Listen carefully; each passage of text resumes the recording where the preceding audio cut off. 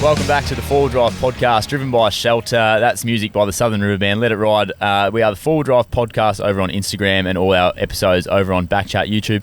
Ronnie, we're joined by Matt and Holly from the Overland Travellers. Thank you very much for joining us, guys. G'day, mate. How you going? Late in the day. Hello, that's okay. Yeah. We're ready for this. Yeah, it's been a long one, Ronnie, for yourself. I'm sure Matt and Holly are. I've seen it all today as well. It's been a big day. I've done 2 episodes and I'm cooked somehow myself. But mate, it gets you. And I can tell in your voice, Matt. It's all good. I reckon I've just got enough to get this podcast done. 20 minutes. I'm more than happy to. I've loved chatting to people about ball driving and getting into it and everything. So beautiful. Found the show all right? Second day? Yeah, it's been good. It's been really good meeting people. Obviously, it's a bit different this year because we've got our new car on display and it's got its new fit out and stuff, and we just came back from a massist trip, so it's good to talk to people about that and people who've watched our series. So there'll be a lot of interest in it, I'm assuming. Yeah. People asking about the canning a lot, or Tanami? Which one most? The canning, definitely the canning. So that was like that at the moment is the only thing we have on YouTube from our travels for this year. We ended up getting 9 episodes from a 16-day trip.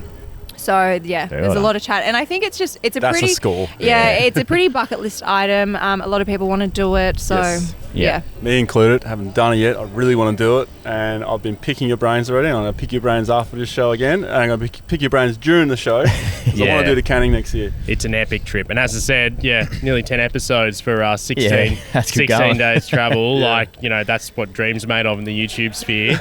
But no, it was so much variety on the trip. There was so much to do, so much to see, and it's not all just one big desert. It is different variety in countryside. Every hour you're just seeing in a completely different area. It's incredible. It's a awesome trip. Highly recommend it. One thing I liked about the series so far is what's the I forget what you call it. The daily dance. The daily dance. Yeah. So there's a lot of controversy on the daily dance. Some people like it, some people don't like it. So to explain what the daily dance is, what we did is every day we kind of pinpointed the stupid things that happen in the day, and usually all voted, and then whoever was voted had to wear a silly hat the next day. Yeah, it was a campfire witch hunt.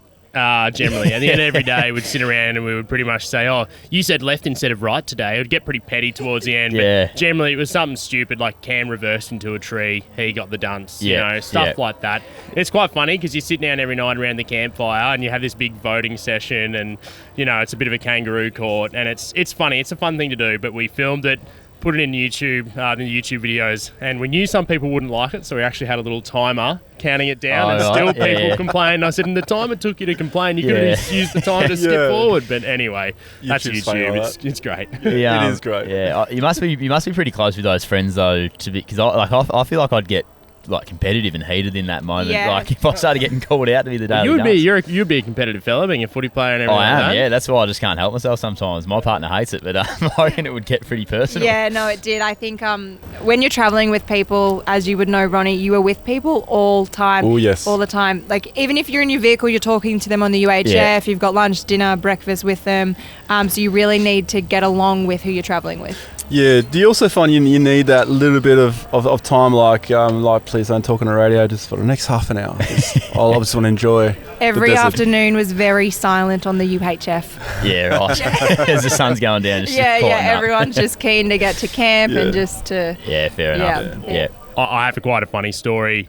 Adrian sort of managed to... This is one of our travel mates, that went on a trip with us. Yep. Adrian, he's got a 79, awesome guy. He's one of our favourite travel buddies. Awesome rig too. Awesome rig, really good rig. And anyway, pretty much he was on the track and he was going up a dune, and it was a pretty hard dune to get up. There's a bit of a corner around it, and I sort of just got up and over, and I thought, Adrian's going to struggle here because he's a bit heavier than me. Anyway, he actually ended up going off the track, and he didn't turn the corner, he went straight. And I got on the radio because I didn't see him crest, and I went...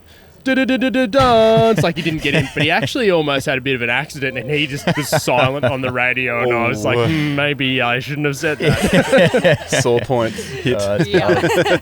Hey, canning stock route, obviously the rest of the series is coming up soon, but for our, I suppose, listeners, we haven't really done a lot of guest stuff in the past. So No. maybe just take us back to where it started. Want to get to know you guys. Yeah. Okay, so that's quite interesting. We were talking to Chris, who runs the four-wheel drive show earlier, and we said back in 2017, this was the first four-wheel drive show we came to before we started travelling and touring and doing anything.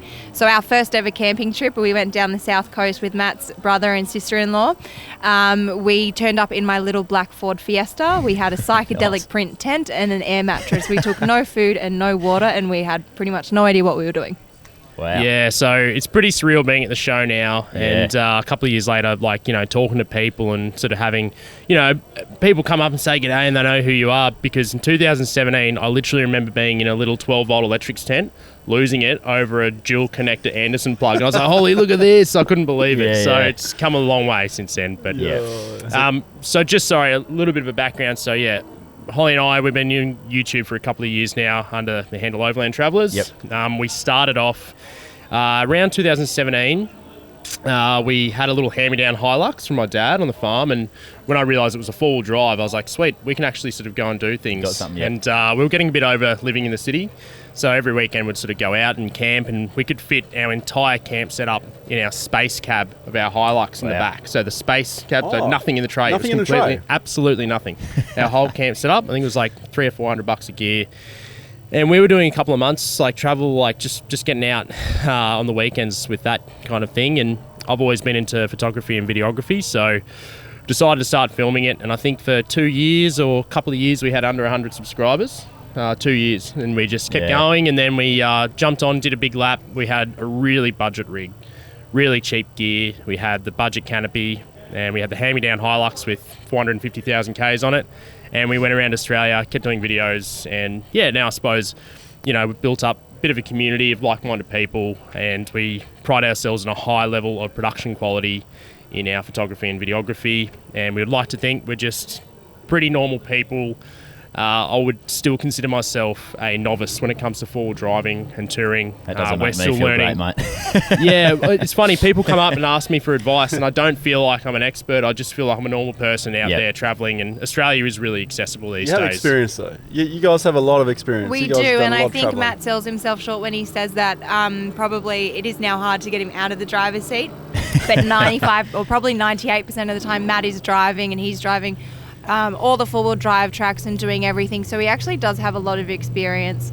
I started this year driving in our new Troopy, doing some stuff. So drove a bit on the Canning, did a bit in the Simpson Desert, drove up Big Red. So I feel like it's good for females now to be getting into the four-wheel drive space and doing some stuff as well. And there's a number of reasons for it too. Like, say if something did happen to Matt and he couldn't drive the car, and say you hadn't done anything, Well, let's just say I think Holly's selling herself a bit short here, because our previous car to our 78 and in between the Hilux was a HJ47. So if anyone doesn't know what that is, it's it was a 42-year-old Land Cruiser. We called it Elsie.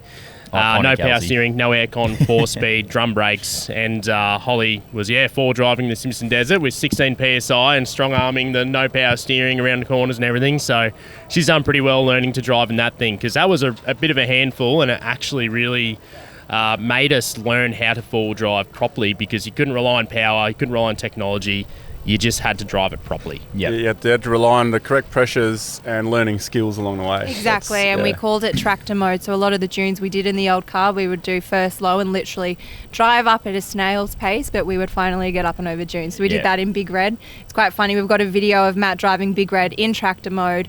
I think you dropped the tyres down to like 8 PSI or something, so no air in the tyres, and literally crawled up, and the video takes almost 2 minutes for him to get to the from the base, to crest it. But he got up first go, so he did well. Oh, that's unreal. Oh my god! So 2 minutes, that is incredible. I've seen other people try and get up there, and it's just not happening. But I'll show you the video after. It's hilarious. Yeah. Hey, the name Overland Travellers, how'd you come up with that? It's a good name too. So believe it or not, it's almost a little bit embarrassing. We'll talk about it though. We actually were a different name when we started, and I've heard people describe when you start something if you're not embarrassed by your first couple of videos, and you started too late, and that's probably the same with podcasts. If you're not embarrassed with your first ones, then so we actually record Overland Travellers at first. What was I that? don't know Sorry? why. I didn't even notice. Far out. Overland Travellers. It's some like play on words. So Viatorm actually meant traveller or travels in Latin, I think. Similar to like vagabond or something like that. Right. Anyway, after a couple of weeks, I was like, this is the stupidest name ever. People like, oh, it's actually embarrassing. Anyway, so we're sitting around a pub a couple of weeks into our lap around Australia. We're in Tassie. And I was like, we need to think of a name that is just super generic. Literally in the title, it needs to describe what we do. And I was like, how about just Overland Travellers? And like, we checked it on YouTube and no one had Overland Travellers. No one had the website. There's nothing. I was like, no Instagram. I was I'm like, surprised. this is it. I was like, I couldn't believe that, like, you know, there's overlanding adventures. There's all these things. There's all the combinations, but just Overland Travellers, so simple, wasn't taken. We couldn't believe it. So nabbed it there and then at the pub, made the Instagram handle, well, changed our name over, did it all there, got the website, did it all there. Yeah. Wow. Yeah. All good things Great made at the little pub, story. Yeah. Exactly, over a few cold ones. Well, we got the Four-Wheel Drive podcast. We just thought that the I Four-Wheel know, Drive that's podcast. a great name. That explains what you do. A bit like you guys just fell into that. Yeah. We thought it would have been gone for sure, but We Yeah. couldn't believe that the Four-Wheel Drive podcast wasn't taken I because know. now we are the Yeah, Four-Wheel just- Drive yeah. podcast. You are, yep. very funny. Some of the basic stuff. So obviously spoke about Elsie. We've asked you before, Matt, but maybe Holly, old versus new. What are you enjoying after your first sort of? Well, you've had a little bit of time now in the new 78. Yeah, so the old car has style. It looks great on Instagram. Like, it holds a special place in our hearts, I guess. We would never sell it. But old versus new, I would definitely prefer to travel in the new one. Aircon is just a game changer. I bet. Yeah, last year we did 6 weeks up around the Kimberleys in the old one, and it literally almost broke me. There was a day Right. when we made it up to Mitchell Falls and I was almost in tears because it was hot. Every 20 Ks would stop and something else was broken. So Yeah, we snapped the body mount off the chassis. So when we were forward driving, I could feel the body rise up and hit back down in the chassis under my foot. We turned like our bushes. One of our bushes was like silly string coming out the side. Radiator surround, radiator shroud snapped off. So we had to strap all that down. Like, it was just a real mission even getting it to its destination. But Yep. look, they have style. They're cool. As I said, we would never sell it. The way we actually bought this car is a ridiculous story. I was on Gumtree. I don't know what I was looking at. And there was an ad on the side of like an ad within the ad for a car sales, Gumtree ad for this old Land Cruiser. And I clicked on it. I always thought they looked cool, but I didn't even know what a HJ47 was. I didn't know what a 2H, the diesel was or anything. It was $4,500, unregistered. It said it ran. I rang him up. We were on the East Coast and we flew over east, paid this pretty dodgy dude $4,500 for this car. And then we drove it like 6,000 Ks home. Wow. And we literally pulled a mattress out of like a dumpster dive. We put it in the back. We went to Kmart, spent about $150 on camping gear. And this car it had a hole in the roof. So on the nullarbor, there was bugs coming in. So we had to put sticky tape up to stop bugs coming in. So it was a wild trip. But yeah, we've got it now. So That's such a cool old story. versus new. Look, the old Hilux, that old thing, so gutless, so slow, but overloaded all around Australia. Never had an issue with it. And we probably almost enjoyed that first lap around Australia the most, because even though we had a really basic setup, it was new to us and we just quit our jobs. We'd sold everything. And, we were out there traveling the country. It was like every day I wasn't going to work. I was getting up and, what are we going to do today? Every day is different. Whereas before I was just getting up and doing the same thing every day. And, it's pretty surreal just knowing that, you're going to be doing this for a couple of months. So that was an awesome trip. So first time you're out there, just absorbing the experience like a sponge. Yep, Yeah. definitely. Those are the ones that stick with you. Yeah, they do. Yeah. They do. Yeah, I remember around Robe jumping on the beach. Remember the first time in the Hilux jumping on the beach because I'd never driven the Hilux on sand with the load on the back. So I was like, well, let's see if we can even do it. So I quickly went down to the beach, turned around, and then went back. And it was fine. But I was like, Just build the ooh, we confidence. did it. Yeah, like it's just Dip little the things. toes It's in. funny. Yeah. Silly. Oh, that's awesome. So would you do, if you, say 2017, I don't know, things were different. Would you do all this again, this whole YouTube thing? Like, do you really enjoy the, I suppose, putting out the content for people, because it's quality stuff what you guys are doing, and obviously videography and all that stuff was what you guys are into, obviously. But and you guys are professionals now too, doing weddings and all that stuff. Yeah. I think we would. I feel like YouTube now is probably a little bit, and Instagram a little bit more oversaturated, so it's probably harder to get in it and become noticed. But it has given us the freedom to work for ourselves now. We now have a media business. We film weddings. Financially, we're really comfortable. So it's really given us the flexibility to have this lifestyle that we can kind of, we're our own bosses, but we can kind of do almost whatever we want. Yeah. So for me, the absolute best thing to come out of YouTube was when we quit our jobs and we were traveling around for 12 months, it actually gave me a chance to pick up the camera every day and use it. And I had a schedule to follow. Every week I needed to release a video, so I couldn't slacken off. So after 200 videos on YouTube, then we decided, we're probably good enough to do weddings now. So that was 200 videos of learning how to shoot, learning how to edit, music, pacing, and actually releasing to a schedule, so we have to edit, quite quickly, edit on the road in pretty odd conditions. So after 200 videos, we'd pretty much learnt a new skill, and we'd upgraded all our camera gear to the point where I was confident to do weddings, and we kind of skipped the part where we were crap for weddings, and we were crap when we were starting the YouTube videos. So we've got this in-demand skill now, and that was the best thing for me. If I didn't have that opportunity to learn how to use a camera like that, I probably would just be back at a normal job, just doing something. So having the opportunity to get out on the road for that 12 months was, probably the best thing we've ever done in our lives. It's really interesting how it's changed in that way. So now you're shooting weddings, and you guys are so confident in shooting the weddings, and I'm sure you guys are obviously getting really quality stuff because all your work is from word of mouth. So exactly, the best thing is we don't really have to promote our work too much, because we turn up on the day, we do our job, people see us as people, they see, they work alongside us, and then they see what we can produce, which I think is a good thing. That's a pretty cool transition. I actually would have assumed it was the other way around, so to know that it's gone that way, that's it's the other way around for me, actually. So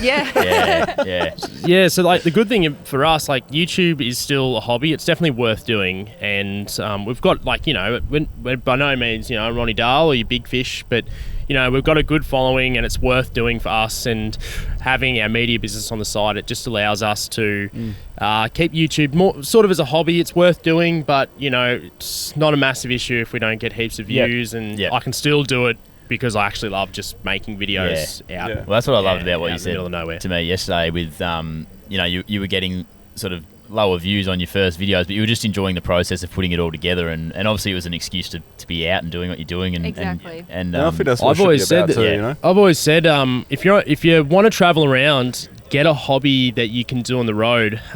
Photography is fantastic because there's only so much sitting around a campfire you can do before you actually get bored, and I kind of needed something to fill that work shape hole. When we were traveling, having a schedule and something to work towards, and made us get up every morning before sunrise to film, to get the shot, or to go on a bushwalk we wouldn't have necessarily gone on. We go, all right, well, we've got to get up, we've got to get some stuff. So, and some of the best experiences we've had is because we have needed to film something. So it's a great hobby to do on the road, and definitely find something like that if you want to travel. Do you find a lot of these decisions are made spontaneous? You're at camp, you're like, all right, well, we've got to go do something. So you just spontaneously make a decision to go do something? Is that sometimes a lot of our stuff or our filming style is filming what is happening, but then, I suppose we kind of just film what happens. We don't always, plan stuff because it changes, and, the weather's bad. Sometimes you get up for sunrise and you get up to this lookout that you've hiked up to, and it's cloudy and you can't see anything, which is a bit sad. But it does. It kind of gives us a drive to go and do different things and see different things. The canning was a really good one because we wanted to do such a good filming with that. We really made the effort to go and see everything and take our time filming, which I think has paid off. That I think that makes it, that way of going about it makes it really genuine, I think, too, which is cool, and people get to hear that now, and then they'll hopefully go over and have a look and see that. So then you're also enjoying it more. You're not trying to make things happen just to we don't ham stuff up for drama, specifically in the video. We're not going to go up a sand dune specifically to get bogged. We film things literally as they happen. So it is pretty spontaneous filming. So we've talked a lot about how you got started with camping and all that, but what inspired you guys to go camping? What inspired you guys to put things on out there on social media and things so like I that? suppose when we started going camping, we were both living in Sydney, and obviously being in a big major city was, I don't know, you just want to get out. You want to get away from the people. We're both from the country originally, so I think that's how it kind of started. We wanted that draw to get out in nature and start seeing things. Obviously, social media started taking off when we did that, so everyone was kind of posting things, and so were we. But with Matt's drive for photography, it kind of was another factor to kind of share what we were capturing and things like that. And I always said, like, at first it was literally my mum watching the videos, so I said under 100 subs for 2 years. Like, you put a lot of effort into something for that long, I can guarantee you the majority of people will quit. And that's the problem with, if you ever want to do something like this, it's consistency and it's just still going. I know a lot of people, and they're almost like threatening to start a YouTube channel. They're like, I'm thinking about starting it. Hey, I'm gonna do it. Yep, next month I'm gonna do it. Or they keep going, I've got heaps of footage. I'm just gonna put it together. I'm gonna start. I'm just like, just release a video. Like, start now, and I can guarantee you, most likely, no one's gonna watch it for quite a while. And as I said, it's people say, what's your biggest tip for starting a YouTube channel? And I'm just like, just start it. Yeah. That is so true. It took ages for even my channel to actually blow up. And it's just unexpected.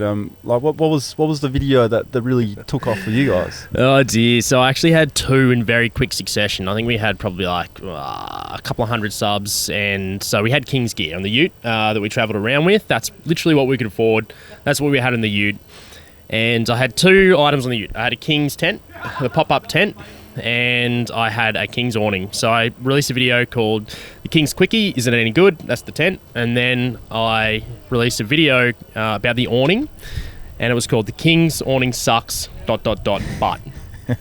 And within that week, I think we got like 240,000 views. We had a couple of hundred subs, 240,000 views. Like, I was literally refreshing the page, and we would get like 16,000 views an hour.